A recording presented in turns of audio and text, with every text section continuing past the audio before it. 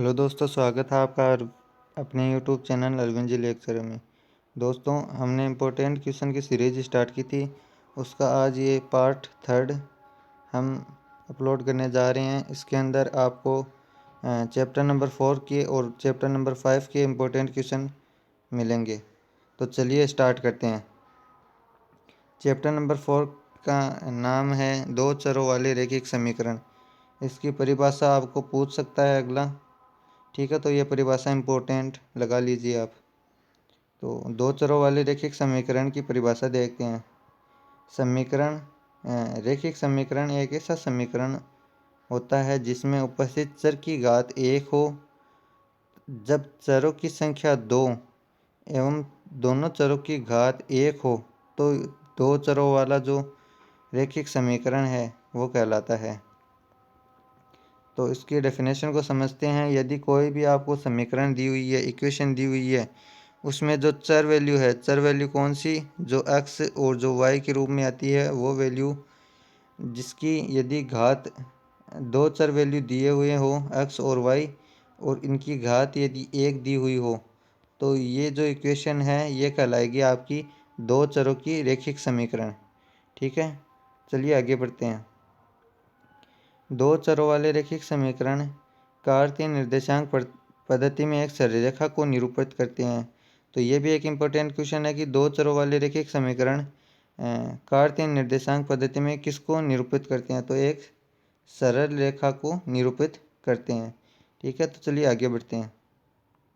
अर्थात दो चरों वाले रैखिक समीकरण को यदि एक ग्राफ से निरूपित करें तो सरलरेखा प्राप्त होती है।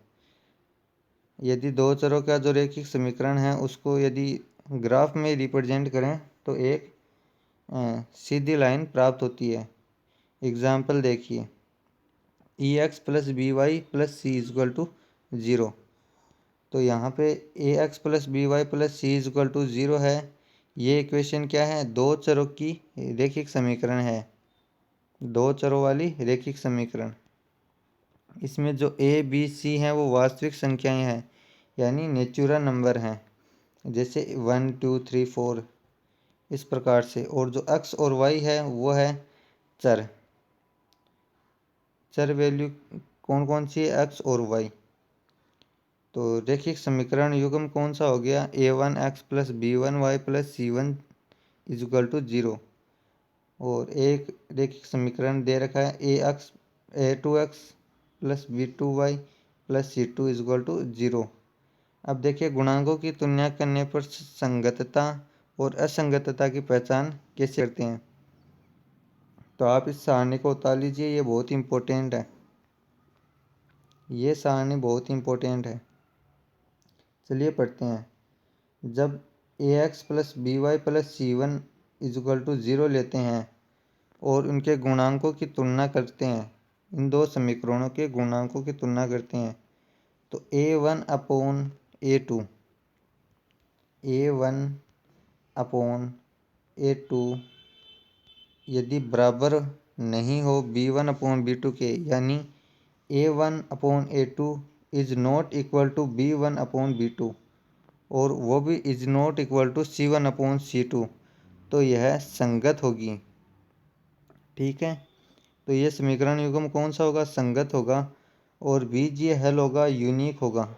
यूनिक मतलब अद्वितीय होगा। ठीक है, और रेखाओं की प्रगति क्या होगी, प्रतिच्छेदी होंगी। प्रतिच्छेदी का मतलब होता है एक रेखा ऐसे जाएगी और एक रेखा ऐसे आएगी, एक दूसरे को किसी बिंदु पर काटेगी।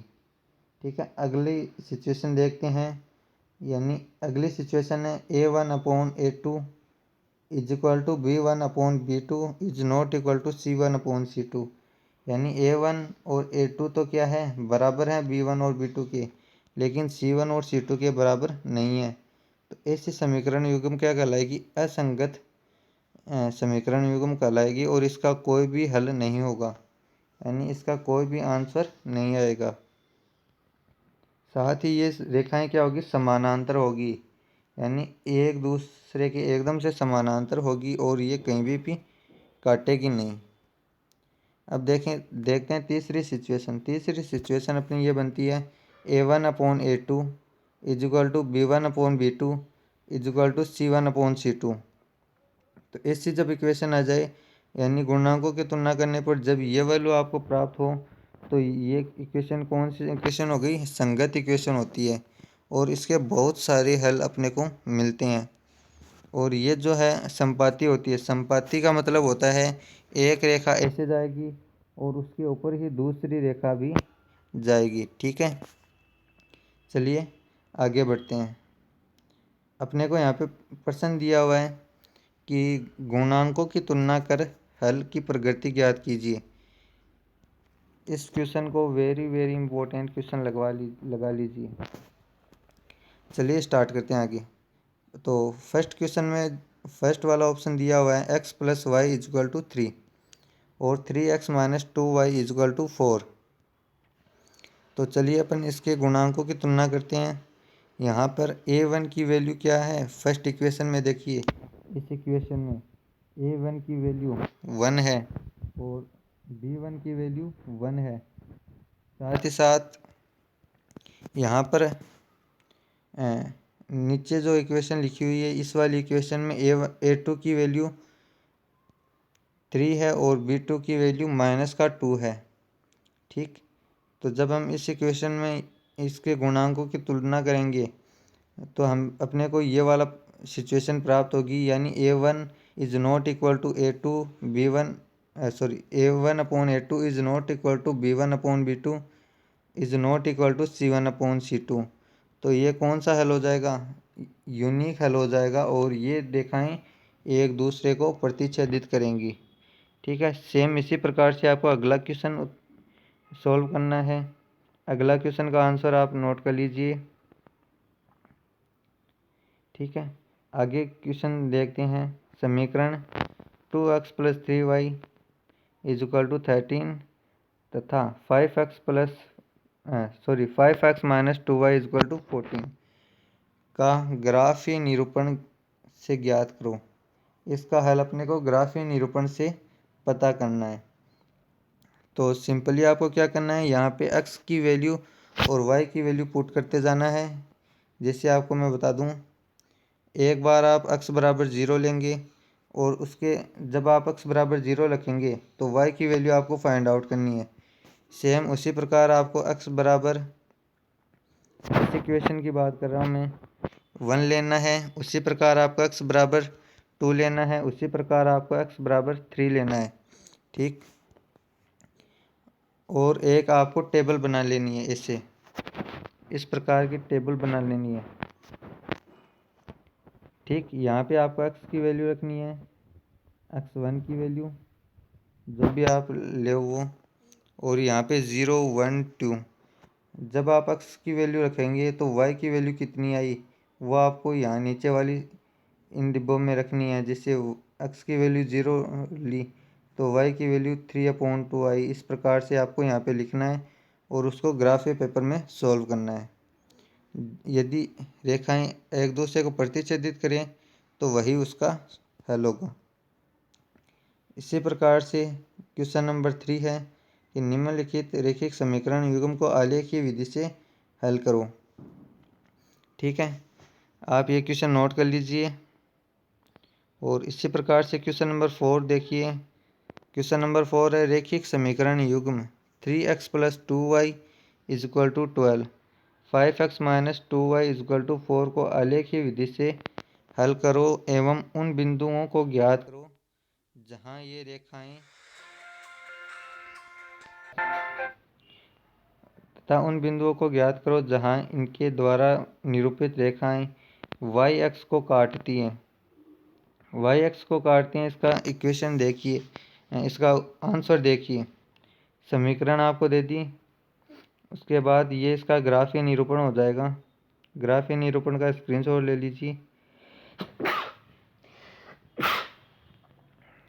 ठीक, इसके बाद देखिए हल कैसे करते हैं। समीकरण 1 से इक्वेशन 1 आपको इसको दे देनी है, इसको इक्वेशन नंबर 1 दे देना है और इसको इक्वेशन नंबर 2 दे देना है। ठीक, चलिए आगे सॉल्व करते हैं। इक्वेशन नंबर 1 से x = 2 रखा, यानी इन्होंने x के बराबर 2 रखा है। तो y की वैल्यू यहाँ पर इनको मिली है 3। जब x बराबर 4 रखा तो y की वैल्यू 0। जब x बराबर -2 रखा तो y बराबर 9। और उसके बाद में ऐसी सारनियाँ आपको बनानी है। फिर जैसे ये बिंदु प्राप्त हुए हैं उनको इस ग्राफ में इस प्रकार से दिखा देना है। ठीक है, उसके बाद में समीकरण 2 को सेम तरीके से सॉल्व करना है और एक टेबल बना लेनी है और इस ग्राफ में आपको दिखा देना है। चलिए आगे बढ़ते हैं। ग्राफ से स्पष्ट है कि दोनों रेखाएं बिंदु 2, 3 को प्रतिच्छेदित करते हैं, अतः समीकरण युग्म का हल x = 2 और y = 3 होगा। रेखा 5x - 2y = 4, y को बिंदु 0, -2 पर रेखा 3x + 2y = 12 y को बिंदु 0, 6 पर प्रतिच्छेदित करती है। अब चलिए देखते हैं शॉर्ट आंसर टाइप क्वेश्चन। तो क्वेश्चन नंबर 5 है, के किस मान के लिए समीकरण युग्म x + y - 4 = 0 और 2x + ky - 3 = 0 का कोई हल नहीं होगा। के किस मान के लिए ये हल नहीं होगा। ये हल नहीं होगा इसका मतलब आपको ये दिखाना है a1/a2 is not equal to a1/a2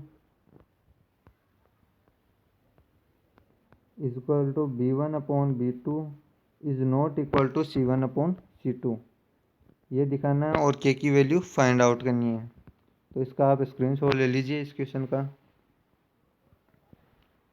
ठीक, आगे क्वेश्चन नंबर 6 की तरफ बढ़ते हैं। क्वेश्चन नंबर 6 है, के किस मान के लिए समीकरण युग्म 3x - 2y = 0 और kx + 5y = 0 के लिए अनंत हल होंगे। अनंत हल की सिचुएशन क्या थी, जब तीनों बराबर आ जाए, यानी a1/a2 = b1/b2 = c1/c2 आ जाए। ठीक है, तो आपको k1 की वैल्यू इस प्रकार से फाइंड आउट करनी है। क्वेश्चन नंबर 7 देखिए, समीकरण युग्म का अद्वितीय हल होगा यदि k का मान, तो इसमें भी आपको इस इक्वेशन में k का मान आपको फाइंड आउट करना है। ठीक है, स्क्रीनशॉट ले लीजिए इन क्वेश्चंस का, इम्पोर्टेंट क्वेश्चन है। आगे क्वेश्चन नंबर 4 है, 4 कुर्सियां व 3 मेज़ों का मूल्य 2100 रुपये हैं और 5 कुर्सियां व 2 मेज़ों का मूल्य 1750 रुपये हैं, तो इसे रैखिक समीकरण युग्म में लिखिए। तो देखिए,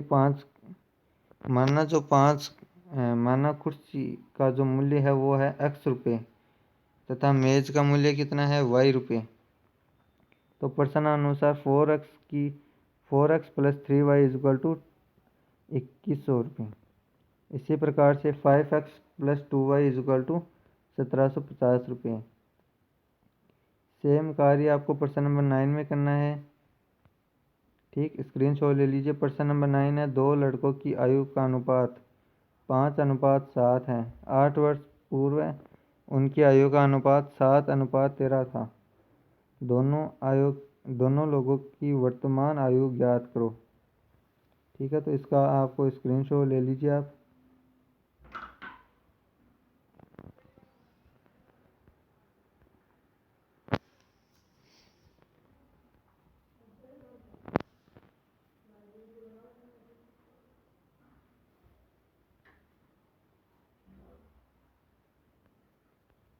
आगे क्वेश्चन नंबर 10।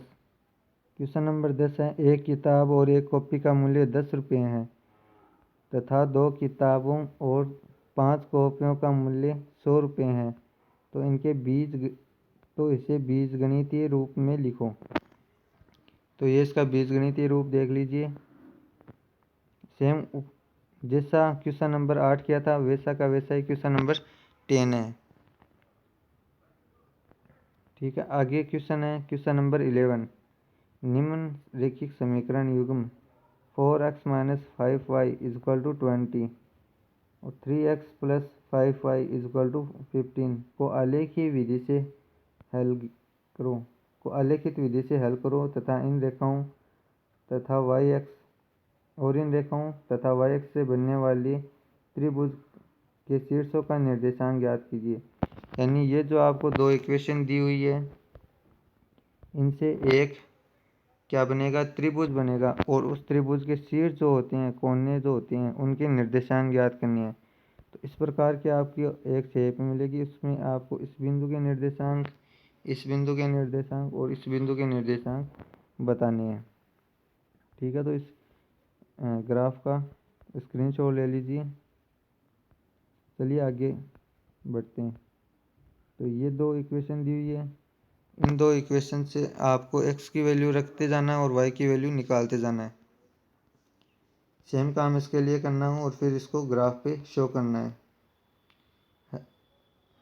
इस ग्राफ से स्पष्ट है कि दोनों बिंदुएं 5 0 पर प्रतिच्छेदित करती हैं, अतः हल x = 5 और y = 0 और रेखा y अक्ष को बिंदु 0 और -4 तथा रेखा y अक्ष को बिंदु 0 और 3 पर प्रतिच्छेदित करती है, अतः y अक्ष तथा एवं दोनों रेखाओं से बने त्रिभुज का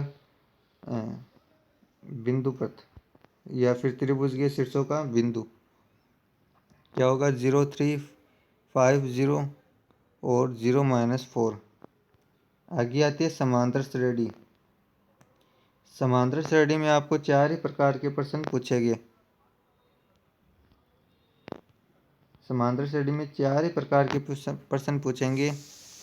पहला है TN का प्रश्न, दूसरा है SN का। एक प्रश्न आपको पूछ सकता है प्रथम पद A ज्ञात करना और D ज्ञात करना, और एक प्रश्न आपको पूछ सकता है Nवां पद ज्ञात करना। ठीक है, ये चारों के चारों पांचों एक दूसरे से रिलेटेड हैं। तो चलिए देखते हैं समांतर श्रेणी की परिभाषा। संख्याओं का एक ऐसा अनुक्रम जिसका अगला पद निश्चित संख्या जोड़ने या घटाने पर प्राप्त होता है, वह समांतर श्रेणी कहलाता है। सार व अंतर, जिस संख्या को हम जोड़ते हैं या घटाते हैं जिससे कि अगला पद प्राप्त हो, वह क्या कहलाता है, सार व अंतर कहलाता है। ठीक है, आगे लिखा है किसी AP का सार व अंतर धनात्मक व ऋणात्मक होता है।